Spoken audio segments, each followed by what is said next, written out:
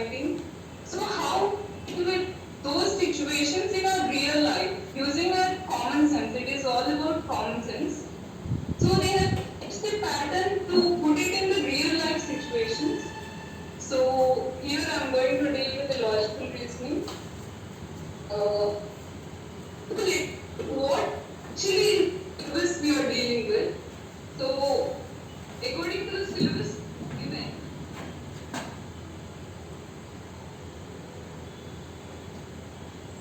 each passage will be followed by certain kind of questions.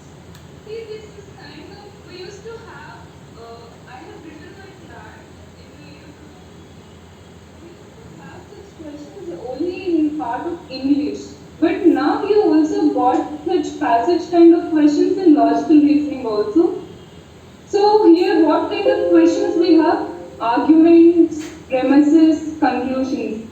So we have to recognize what is an argument, what is its premises and what are the conclusions, and identify the argument in the passage and analyze the patterns of reasoning and what is the conclusion, what is the author trying to say in the passage, what is, we should analyze everything. Like we should apply the inferences and draw relationships to identify the contradictions, etc. So this is not a logical reasoning kind of questions in the sense, just we have to draw, we should know what actually, it is a critical reasoning, where we have to know what the argument is about, what is the main thing the author is trying to convey. Okay. So how do we prepare? Can someone tell me how do we prepare for such kind of critical reasoning questions? I want someone to speak. Yeah? Any one of you please respond. Yes, ma'am. Can someone tell how to prepare and everything? By practicing. Practicing. Okay. And?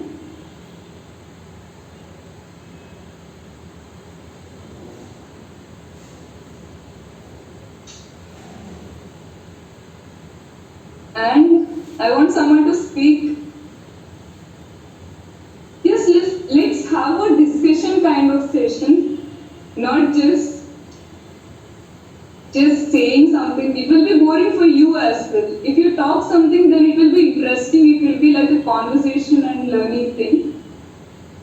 Okay, I'm telling you. Firstly, to prepare such kind of questions which you deal in these kind of papers, how we deal with is that we have to read a lot of newspapers. Newspaper reading is a lot important. We have to read magazines.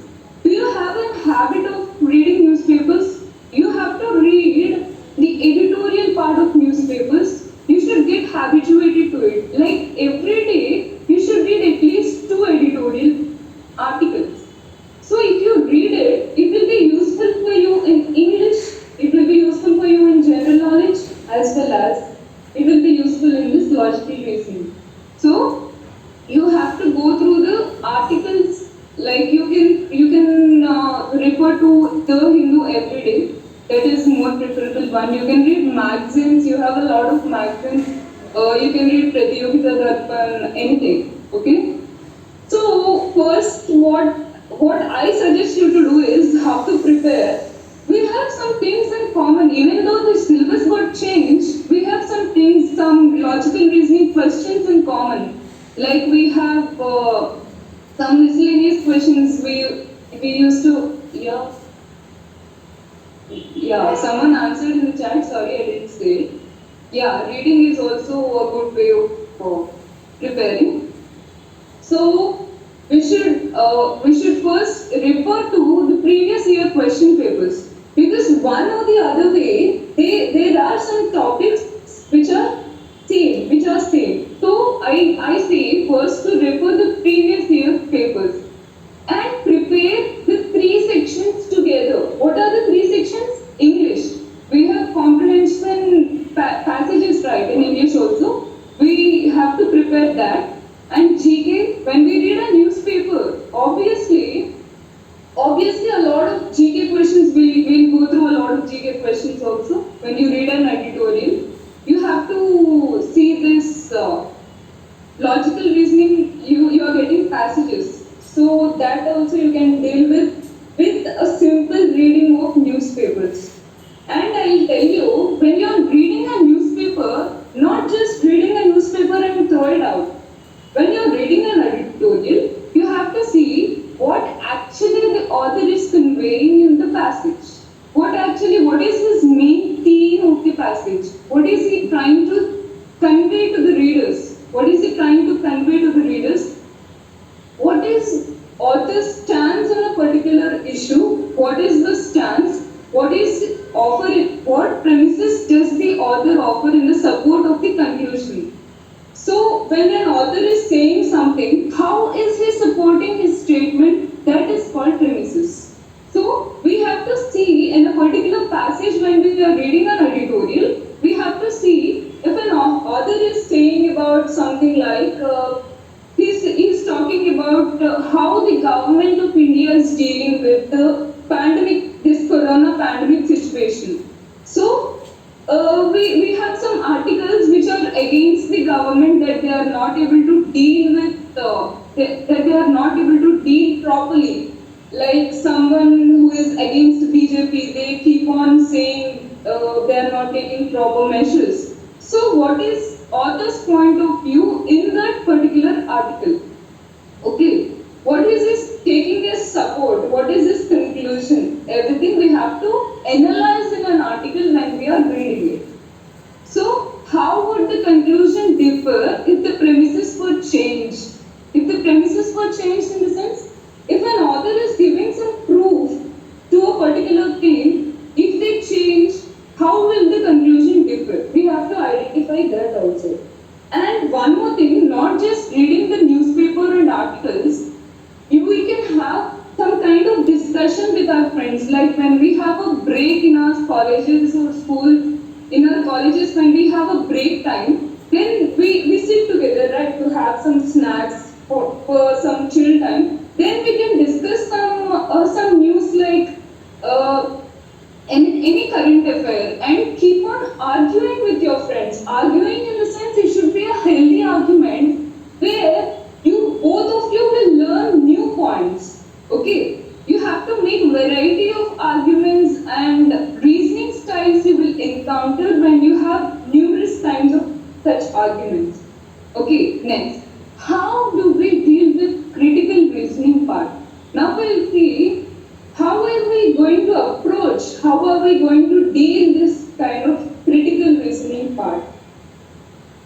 Okay, now as we can well imagine, arguments are very important studying in law, studying law, because as a law student I can tell you, we have after qualifying CLAT, when you go to an NLU, first thing what will we have moot court sessions.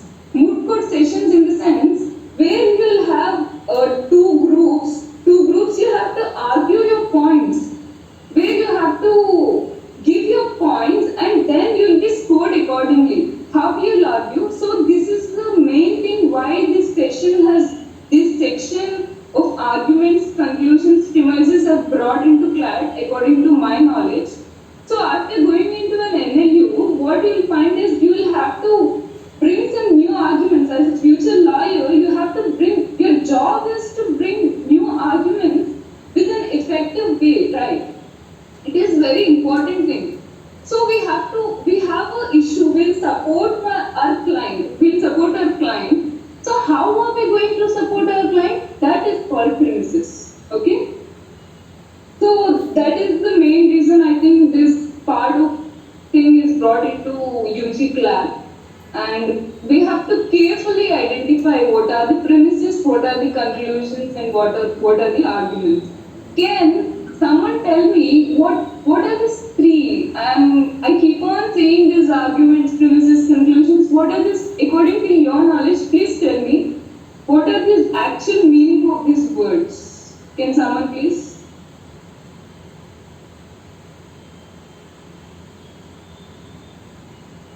Yeah, someone just unmute. Say it. If it is wrong, also no problem. Just say something. Hello. Can someone tell me what is the meaning of premises, arguments, and conclusions?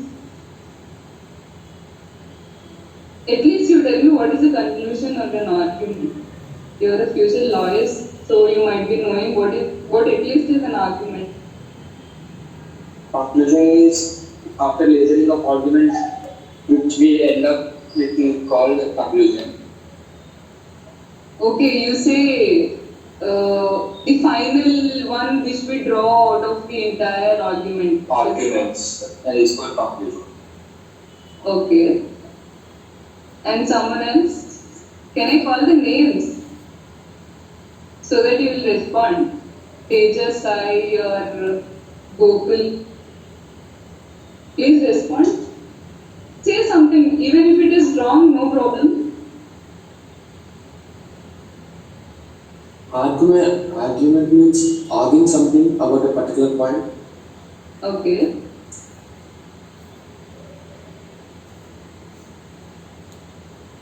Someone going to tell some more points? I'll tell you what it is, but I want to know what is your point of view in these three words. Someone gave me in the chat. Conclusions is the opinion of the author that he is trying to express. Okay. Okay, can I expect one more answer? Giving reasons can also be called as argument. Okay. Okay, fine. Now I'm going to tell you with an example what exactly is an argument, what is the conclusion, or what is premises. So let us take an example of in a meeting, the vice chancellor of a national law university is saying, ours is the best NLU in the country as we have the highest number of placements last year among all the NLUs. So what is he trying to say? First thing, what the vice chancellor of the national law university is saying, ours is the best national law university in the country. Okay? This particular thing, yeah, ours is the best national law university in the country. He's saying a particular thing. This is called a conclusion. This is called a conclusion. How is he justifying that? As we had the highest number of placements last year among all the NLUs. He is justifying his statement saying that their national law university had the highest number of placements. Now, this entire thing is called as an argument. Okay. How is it an argument? Because he is given a statement, ours is the best NLU in the country. This is called a conclusion. This is called conclusion. He is proving it. He is proving it. As we had the highest number of placements last year among all the national law universities. This is called a premise. This is called a premise. So, every argument should contain a conclusion and a premise. Okay? Every argument should contain a conclusion and a premise. See, just the first statement can't be a conclusion. Ours is the best national law. Ours is the best national law university in the country. If this sentence stops there, that is not an argument. That is not at all called as an argument. Or we had the highest number of placements last year among all the NLUs. If only that sentence is given, that is also not called as an argument. Every time you should remember that an argument is a combination of conclusion and a premise. It can be more than one premise also. It should be at least one conclusion and at least one premise. Got it, everyone? Did you understand? Premise means the statement justifying the conclusion. Yeah. which is justifying the. See, I can tell you in one more way also. Conclusion gives the answer for what? This is for yeah. Okay. Conclusion gives the answer for what one wants to show, prove, or manifest in a case. Okay. Premise give the answer for why is the conclusion valid. Okay, did you get it? What here ask is the best MLU in the country. He's telling this is the answer for what? What is he saying? He is saying ask is the best MLU in the country. So how is he proven it? So gives the answer for why the conclusion is valid. Why we should accept that this is the best MLU. Why is he saying that? As we had the highest number of placements last year among all the NLUs. Did you get it? Did you get it, everyone? Or there is any doubt, please tell me, I'll explain you once again. Any doubt? Clear, ma'am, you can carry on. Yeah. So, one more thing, there is an argument core. What is an argument core? This premise, therefore, conclusion. This arrow mark is there, no? This arrow mark, let us consider this arrow mark as a therefore. Therefore, this is a premise and this is a conclusion. So, let us see how this sentence will go when we keep it in that way, when we consider in that way. We had the highest number of placements last year among all the NLUs. Therefore, ours is the best NLU in the country. Did you get it? This is called an argument code. Did you get it, everyone? Yes, ma'am. Can I move further? Yes, ma'am. Okay. This is what an argument, what is the premise and what is the conclusion. Argument is equal to this one you have to keep in your mind when argument is equal to conclusion plus premise. Okay, moving further. Yeah, I will tell you how to deal with this logical reasoning part. Should we take a real world approach or a logical approach? Can someone tell me, should we take a real world approach in logical reasoning or a logical approach? Logical. Logical approach. Yeah, what is a logical approach then? Can you give me an example or can I proceed? Okay, let me tell you. For example, let us take a statement. In a logical reasoning exam, we got a statement saying that sun rises only on Mondays. There is a statement saying sun rises only on Mondays. And there is another statement saying, can we assume that sun doesn't rise on Fridays? So, if we take a real world approach in the sense what actually in the real world what actually is happening. We will not accept that sun rises only on Mondays. So we'll obviously not accept that sun doesn't rise on Wednesday, Friday, right? Did you get it? There is a statement saying that sun rises only on. Please don't care about my handwriting. I'm writing with a mouse. So sun rises only on Mondays. Only on Mondays. There is a statement saying that sun rises only on Mondays. There is another statement saying that sun does not rise on Friday. So when we take a real world approach, this is so. So when we take a real world approach, it is obviously when sun is not rising on Fridays, we accept this. We don't accept this. In real world approach, when a statement says sun doesn't rise on Friday, we will not accept it. But in a logical approach, we have to accept it that sun doesn't rise on Friday. what I'm trying to say is that, what I'm trying to say exactly is that what is given in the question, we should blindly accept it. We should not think it in a real life situation. If they say sun rises in the west, in the question, if they give sun rises in the west, we have to accept it. We should not think sun doesn't rise in west, so we'll follow the rest of the question accordingly. No, you have to accept it. The claims to the question, what are you trying to say? Ma'am, you stick on, ma'am. Stick on with what is your question. Yeah, exactly that is what I'm trying to say. Good. Click on, so we should fix to the question. What is given in the question, we should fix to it. We should not imagine, so in real world it doesn't happen that way. We should not think in that manner. So yeah, we'll see a question.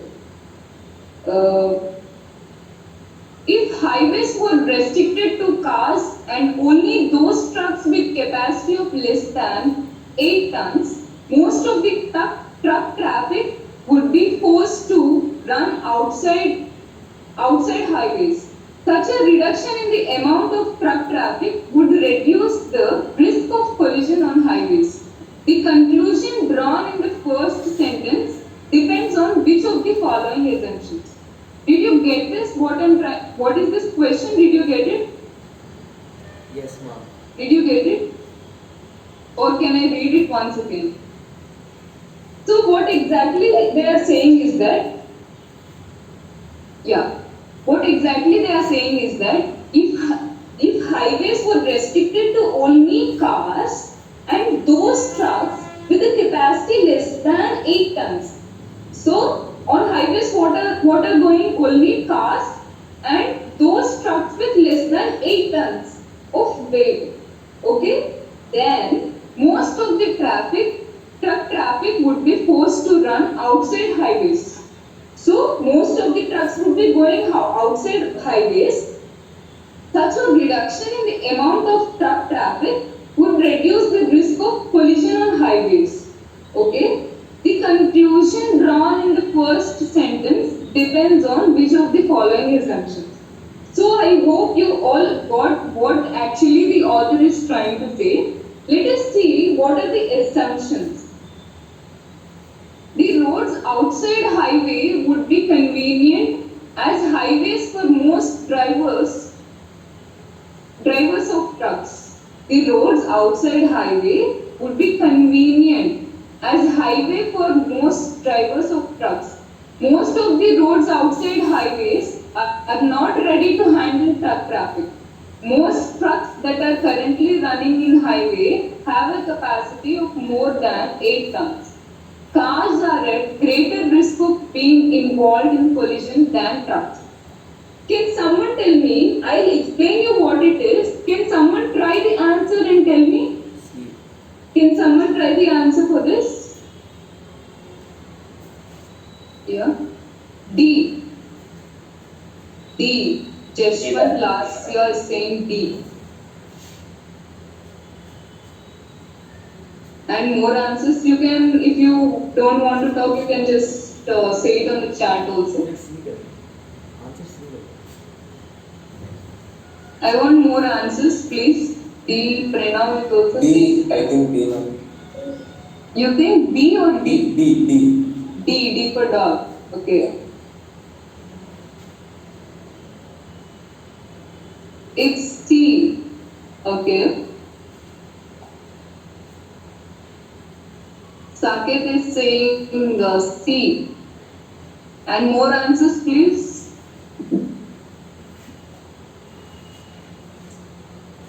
Yeah. Okay, if you are not good at this. Kaushik is saying C.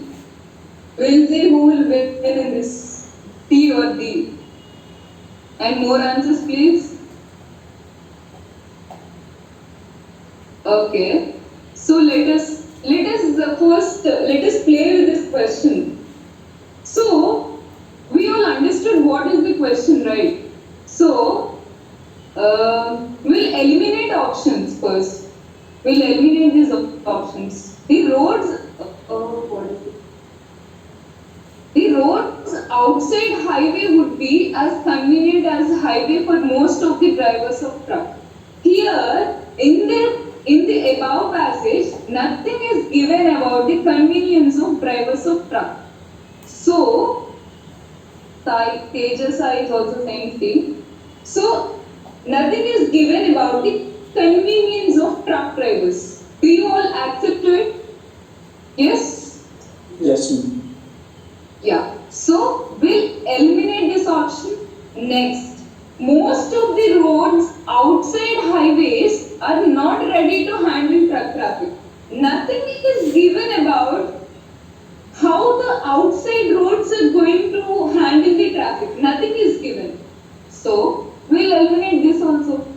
So, here comes the race. Is it C or D? Some of our friends choose C and some of you chose D.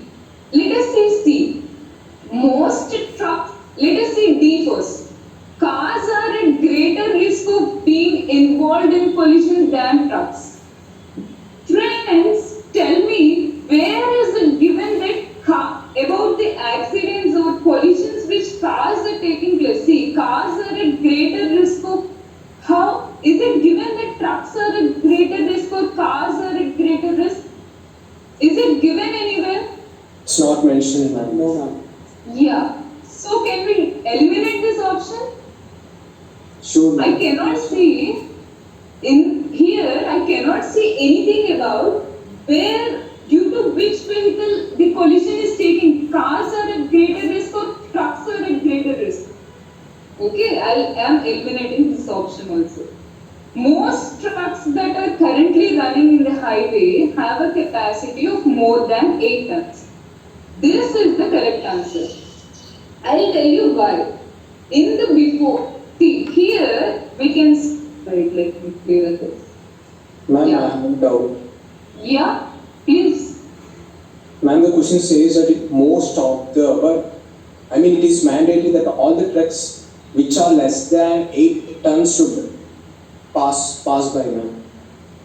No, here most of the truck traffic would be forced to, most of the in the sense, more number of trucks will be diverted, right? Most of the trucks will be diverted to the non-highway part of the road. Okay, what is your question, Saket? Ma'am, I think most of the means not all the trucks, no, ma'am. So, Yeah, obviously not all the trucks. okay, ma'am. Okay. See, So- here what is, yeah? And so, Google, are you trying to say something? yeah, ma'am. Yeah, please. By this question, can the trucks lesser than 8 tons can travel in highway, right? Yeah. Yes. Yes, what? Is it a doubt, Gokul? No, are you trying to ask me something? Yeah, ma'am. I was asking all trucks should travel or the trucks which weight is more than 8 tons or less than 8 tons? No. The trucks weighing less than 8 tons will be traveling in the highways only. And those trucks which are usually traveling on highway and having more than 8 tons will be diverted to non-highway thing. Did you get it? Yeah, ma'am. Okay. Here the third option is most trucks that are currently running in highway have a capacity of more than 8 tons. That is the thing the author is saying here. Most of the truck traffic would be forced to run outside highways. Do you all accept to this third, that I am saying the third option is correct? Yes, Or ma'am. you still have some doubt? I agree with that answer, ma'am. Okay. I want response from the others who told D as option. Yes, You sir. can just argue with me saying that I am wrong also. No doubts, okay. So you can just argue with me saying that your answer is only correct, that you support only D and you can justify Yeah, ma'am, that. I support only D, ma'am. You support D? Yeah, ma'am. Ma'am, because they said that the accident is caused due to trucks which are more than 80 tons. And if there are no trucks in the highway, there may be chance of accident due to cars, right? They said reduction. No, here cars are read the fourth option. Fourth option is saying cars are at greater risk of being involved in the collisions than trucks. Ma'am, in the What does passage, this statement mean? in the passage, the author never, in the first place in the passage, the author never mentioned the degree of risk, ma'am. Obviously, yes. Yes, They ma'am. never told about who is getting affected. Is it trucks or cars? They never told in the here. They never informed us which vehicle is getting affected. Is it cars or is it trucks? Gokul, you can justify. But in the question, they asked to support the argument in the first line only. First line only? Yeah, first line in the sense first sentence.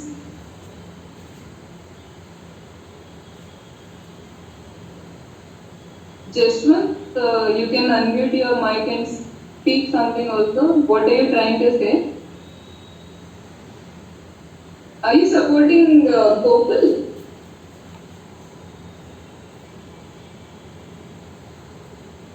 No, okay. Gokul, yeah, come on. What is your point? We'll discuss. Okay, Jashwant is trying to say that C is the answer. He just mentioned about collision, ma'am, and nothing else. Yeah, that's it. So option D is ruled out. Option? Option D is ruled out, ma'am. Yeah, that is good. Gokul, you still have any doubt? No, ma'am. Okay, can we move further? Yeah, ma'am. Yeah, thank you. Okay, this part is conclusion-based questions. Now we are going to deal with the short passage kind of questions. So, in these kind of short passages, it is almost like English passages, how we have English passages and then answer some questions. Here, what kind of questions comes is that what is the author point of view, what is the tone of the passage, what are the consequences of the main idea of the passage, what is the understanding of the argument, is the author supporting a particular thing or is he opposing it? How do you support it or oppose it? These kind of questions come in short passages. So, as I already told you, to go pro in this section, in these kind of questions, you have to read a lot. You have to read editorial kind of articles a lot. You have to deal with the magazines, you have to read long passages. So the main problem is that we don't read the entire passage. So yes, if you don't want to read the entire passage, what I suggest you is that just as we have to deal the entire logical reasoning part just around 35 minutes. I'm telling you guys, just give your 35 minutes of your paper to this logical reasoning part. Okay, that will give you proper results. So, in this passage kind of questions, what I suggest you people is that you first read the question. Just read the question, not the options. Just read the question.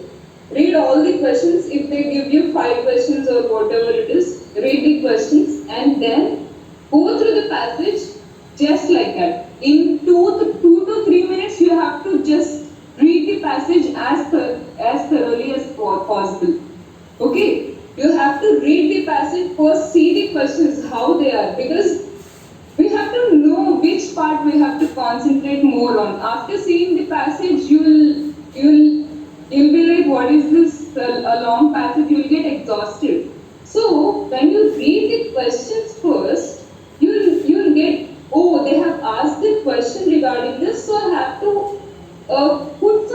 extra focus on this, on these lines. Okay, you got it? So how do we approach? How do we approach? Try and determine if there is an overall theme, point, or conclusion to the passage. So when you're reading a passage, what is the author trying to convey? What is his main idea? What is he trying to say about? What is he talking about? So first, when you read a passage, first thing you have to remember is that what is he trying to say? Okay. Some passages may include more than one point or more than one set of arguments, some of which may weaken or contradict each other, identifying and separating.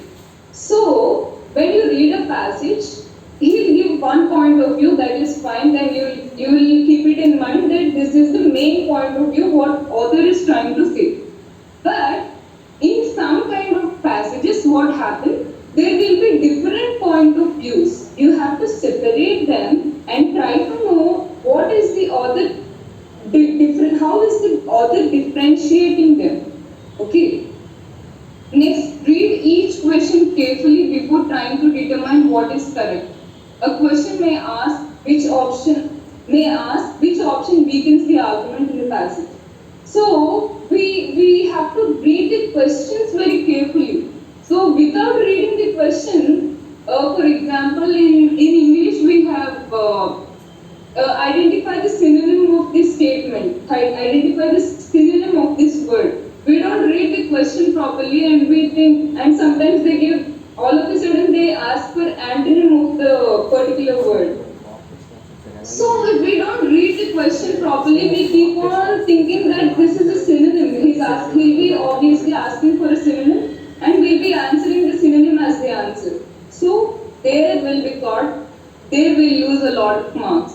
So in logical reasoning also, they might be asking some questions like, which will be weakening the argument in the passage. So we have to be careful and read the question properly and then see the options. Options will be like so much confusing. Authors the paper sitters will see that they are going to confuse us in some or the other way. We have to analyze their main aim. The paper sitters' main aim is to see how our common sense is working. Okay, so we have to read the question very carefully and then see the options, eliminate them, or if you find an exact answer, then go choose it. Okay, I prefer eliminating the options because in logical reasoning, I don't think you will have direct questions like which year is he born according to the passage. So I don't think such questions will be there. You will have such questions in English maybe, but not here. So we have to thoroughly read the question and then go forward. The question setters are also interested in understanding how quickly you would adapt to the, one more thing. Here what happens is that the paper will be set in such a way that they are contradicting the actual facts. And what actually the question setters will see that how are we adapting to the new situation. For suppose there is a lot many COVID cases and online learning is helping us, etc. Suddenly the author is opposing it, online learning is not correct, etc. So he'll be saying accordingly, we should switch to the author's mindset while dealing with such kind of passages. We should switch to his mindset and then answer the questions accordingly. So just after seeing the questions, we should not just blindly answer the questions. We should read the passage, switch to its mindset and then answer the questions. Some will be factual errors. Author will be playing with us. So we should only focus on the passage and then answer the questions accordingly. When a question asks you what a statement from the passage implies, you are required to do two things. So sometimes there will be such questions like they will be giving a sentence, a line, a statement from the passage, and they will be asking question accordingly. So, first thing you have to see is that what is the sentence explicitly saying? Like, without keeping it in the passage, what is it exactly saying? And then try to put that in the passage, like how with mixing the sentence with the theme of the passage, what is it saying? We should consider these two things explicitly. See, look at this statement and see what it says explicitly, and also try and determine what it may mean without stating explicitly. Okay? Yeah. Now let us deal with one passage. This is a passage from your previous year question paper. So we'll be dealing with it. And in the meantime, I want to interact with you. So tell me how many of you are preparing for this year CLAT and how many of you are preparing for the coming year CLAT? Yeah? Can we speak for some time? Can we talk? I'm for 22. Preparing for I am for 22. 22. Okay.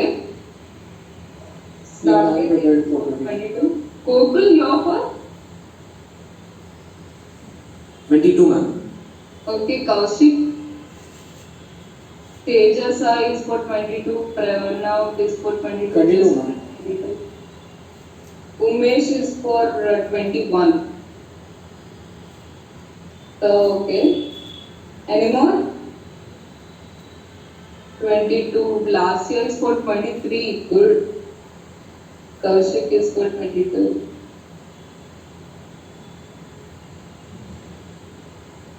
Okay.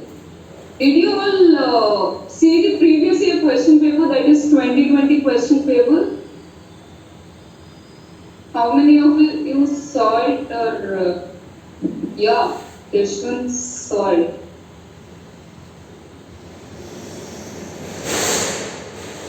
Okay, firstly I'll tell you one thing, Kaushik also saw it. I'll tell you, before you start your preparation, please go through the previous year paper, which will really help you. You'll understand what kind of questions are asked. You'll understand what kind of questions are asked and how, when you read a particular topic, last year. Okay. When you read a particular topic, I'm not just saying about logical reasoning, any subject, when you read a particular thing, for suppose in GK you are reading a particular thing, what kind of questions are asked? You have to understand what kind of questions are asked. Go to the previous year papers, just see, solve them and see where you are standing. What is your score? What is your dream NLU? Where you want to go? What is your score? So check it, how much you have to put the efforts to get into the university or aiming for, get into the national law school. Okay, so firstly I'll suggest all of you to go to the previous year paper, solve it, or just see what kind of questions are asked. That will do the job. So see what kind of questions are asked and try to solve them. And know while you're reading the GK part or anything, you'll know what kind of questions are asked. And when you're seeing the legal reasoning or logical reasoning, how you have to set your mindset, what else you have to gain knowledge, what kind of questions you need more practice. Practice is a very important thing in the logical reasoning part, I'm telling you guys. The more questions you practice, the more your mind will be changing. So you will be accustomed to such kind of questions. So it will not be a surprise for you when you enter the exam. You should be habituated to this kind of passage, kind of questions. I know it is not that easy task, but you should be habituated. Read on. Keep on reading the articles, then it will be habituated. So let us deal with this passage. Yeah, till now, any one of you are having doubts, please. Any doubts, any kind of doubts.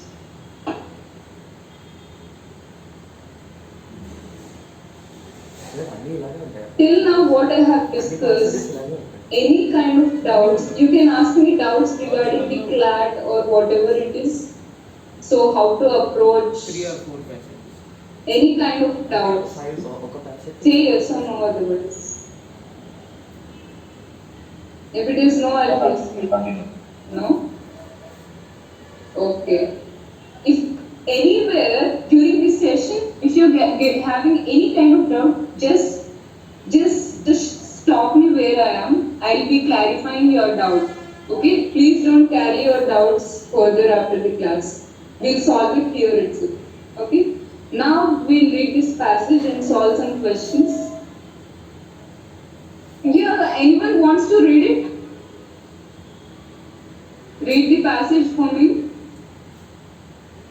This passage, any one of you. No?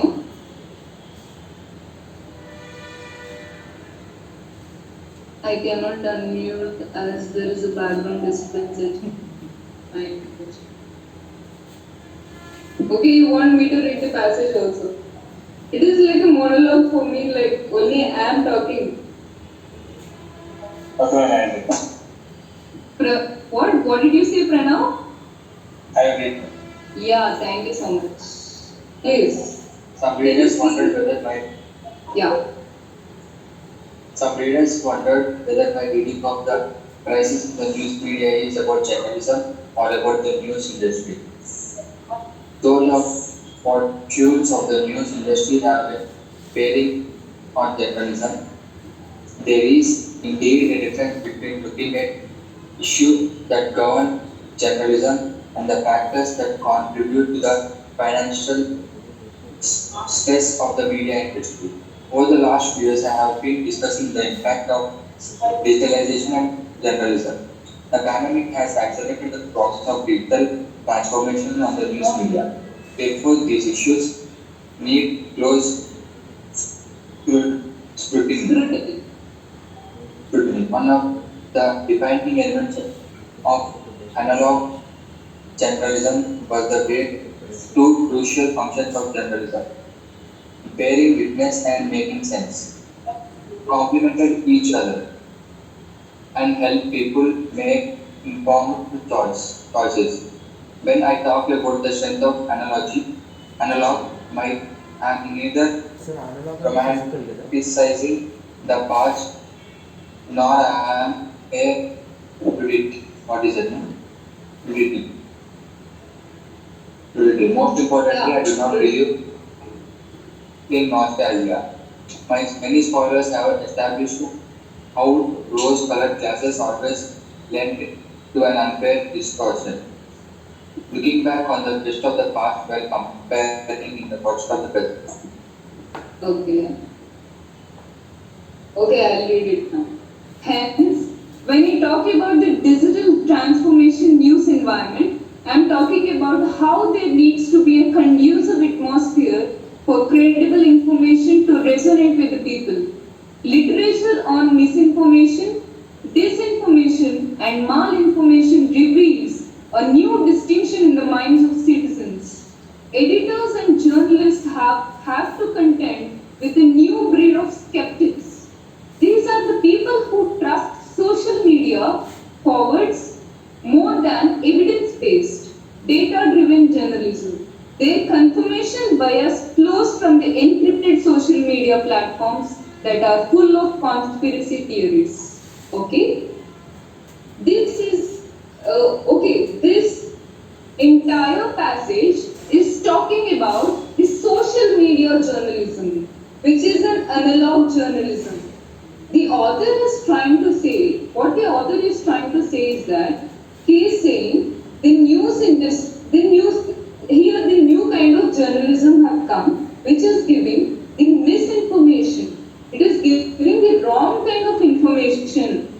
Okay, it is giving the wrong kind of information. This is creating a lot of troubles, and this is during the pandemic which increased such kind of analog journalism, that is social media journalism. Here we can see it accelerated during this pandemic.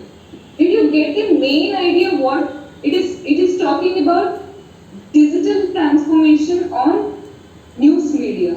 What is it? Did you understand the main theme? What the author is trying to say? Yes, ma'am. Yes. Okay, let us move further to the questions. So here we got an idea that he is talking about the digital journalism, which he is saying, which is not evidence based. It is mostly of misinformation. So he's against the social media journalism. Okay. Till this point, we got some main idea. Which of the following conveys the main idea expressed in the passage? Let us see. Those who subscribe to newspaper are skeptics. Is it? So yeah, you guys tell me what is the correct answer, correct option you will choose. C. We will see again who wins in this race. What is the option you will choose? Yeah, in chat session, I'll be waiting for your replies. Last year is saying it is T. Okay, last year. I'll be waiting for your replies. Last year is saying it is T. What other people are going to say? I'll read out the options if you want. Those who subscribe to newspapers are skeptics. Those who subscribe to newspapers and news channels often contribute in the distortion of truth. Social media journalism distorts the truth. All of the above.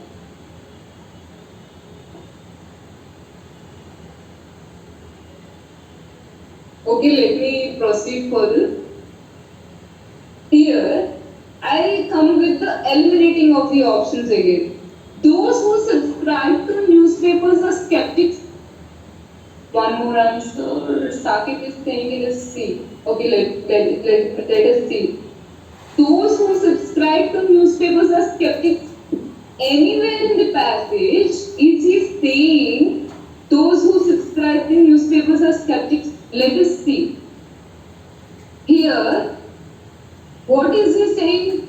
Though the fortunes of the news industry have a bearing journalism, there is indeed a difference between looking at the issues that govern journalism and the factors that contribute to financial stress in the media industry. I have been discussing the impact of digitalization on journalism. Here, nowhere the author is opposing the newspapers. Can anyone see? No. Nowhere the author is opposing the newspapers. Here also nowhere the author is opposing. Yes, ma'am. He's arguing against digital Yeah. journalism. Yeah, exactly. So we can eliminate those who subscribe to newspapers as skeptics. No, he's not opposing it. Those who subscribe to newspapers and news channels often contribute in the distortion of truth. No, he's not telling about newspapers or news channels also. All of the above is obviously the option will eliminate because here we got two wrong answers. So Yes. this is the correct answer. The author is mainly dealing with social media journalism, which gives us the misinformation or disinformation or the malinformation, which means wrong information, distorts the truth, which means opposing the truth, against the truth. So C is the correct answer. Next. In this line, hence, this one. In this line, hence, when I talk about this digital information news environment, I am talking about how there needs to be a conducive atmosphere for credible information to resonate with the people. The author assumes that. So in this line he is saying, I am talking about how there needs to be conducive atmosphere for credible information. What is he saying?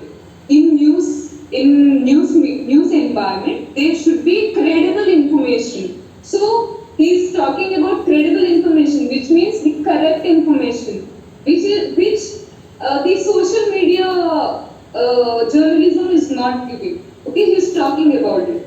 Let us see what are the options. What is he trying to say? The author assumes. What is the author assuming? Let me tell you one thing, guys. When there is a conclusion, when there is a premise, when there is a conclusion and there is a premise, there is something in between. There is something in between which the author will not say us. That is called assumption. When the assumption is told, it becomes a premise. Okay? When the assumption is not told, when something is not told which is in between the conclusion and the premise, like that is called assumption. You remember this point. Assumption is something we can draw from the given conclusion and the given premise. When it is given, it becomes a premise. When it is not given, but we have to draw from it, that is called an assumption.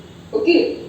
Now coming back to this question, the author assumes that the digital news is neither evidence-based nor data-driven, or that digital journalism does not help people in making informed choices, or option A and B, or the impact of digital journalism has created an informed platform of journalism. Now, you people will be answering the question. Yeah, come on, you put some options, what you're thinking. Ma'am, what What does is the informed, author assuming? Yes, Saket? ma'am, what does informed choices mean? Informed choices means the correct choices which the people will be taking according to this. Informed choices means correct choices, like a correct choice which they are making. Yeah, what is your answer? I suppose it's A. Okay, Saket thinks it is A. Ma'am, according to people, it is an digital journalism provides correct information. It is according to people.